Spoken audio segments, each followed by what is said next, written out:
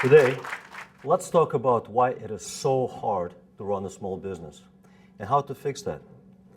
Millions of people fall in love with the idea of owning a small business. To never ever have to deal with another boss.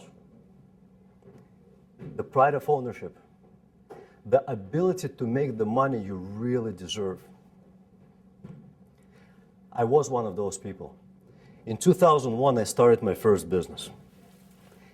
After a short period of excitement wore off, I realized that running a small business really sucks. And here are the 3 things that suck the most. Reason number 1, I was getting paid to do 1 job, but I had 7. I was in charge of attracting prospective clients. I was in charge of converting prospective clients into paying customers. I was in charge of delivering the actual service. I was in charge of responding to customer service requests.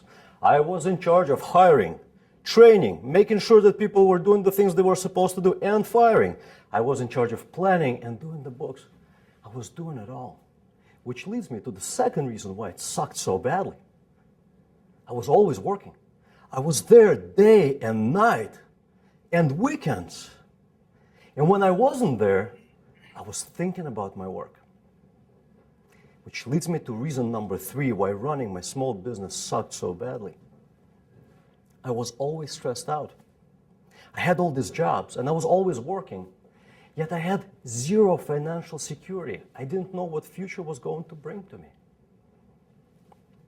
Few years into it, I knew there had to be a better way or I would burn out and crash. So here's what I did. I looked around and saw some of my more successful competitors do at least 10 times better. Yeah, they didn't work 10 times harder. They weren't 10 times more experienced. They definitely weren't 10 times smarter. So what was the difference? It appeared that while I was scrambling to find new clients, they had a system in place that brought in all of the new and repeat business they could handle.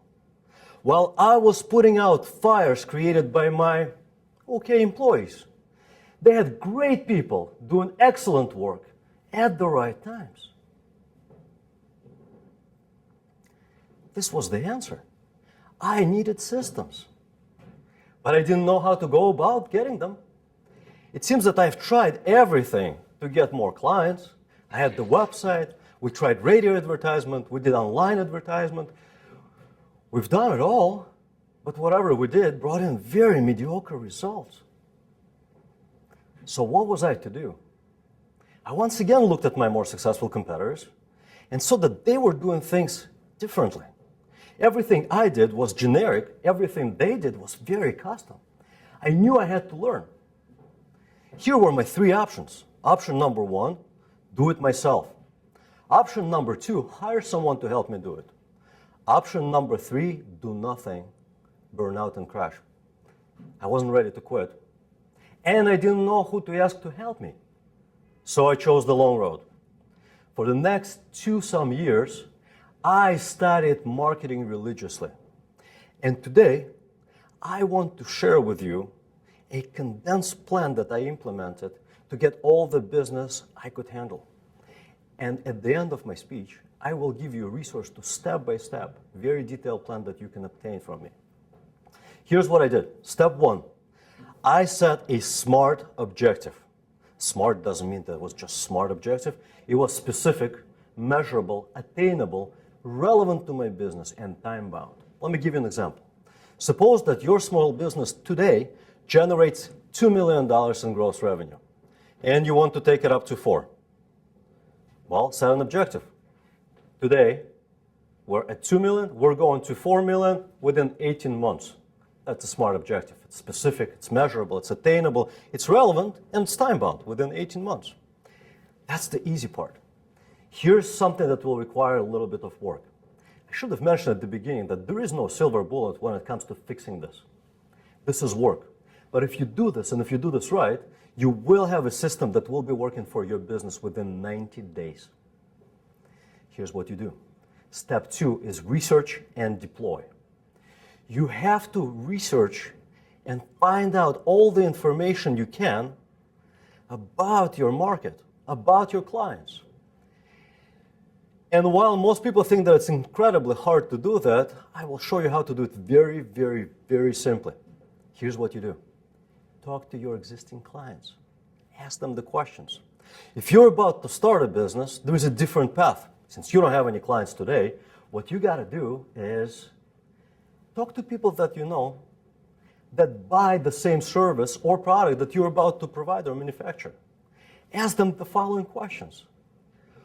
Why do you choose to buy this service? Why do you choose to buy it from me?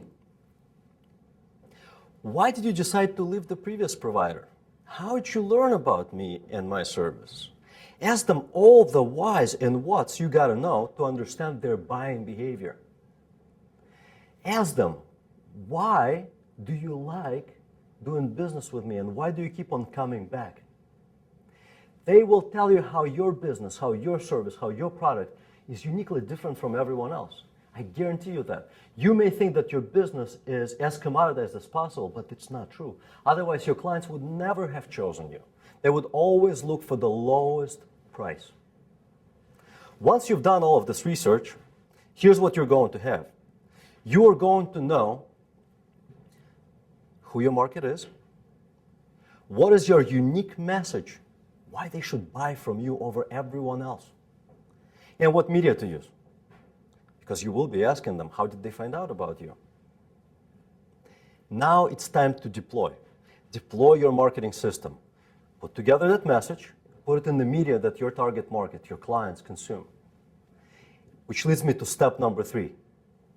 Measure and improve. Do not let your marketing dollars go to waste. Make sure that you understand how each dollar is spent and what it brings back in return. This is it. It's that simple. Thank you, and to your success.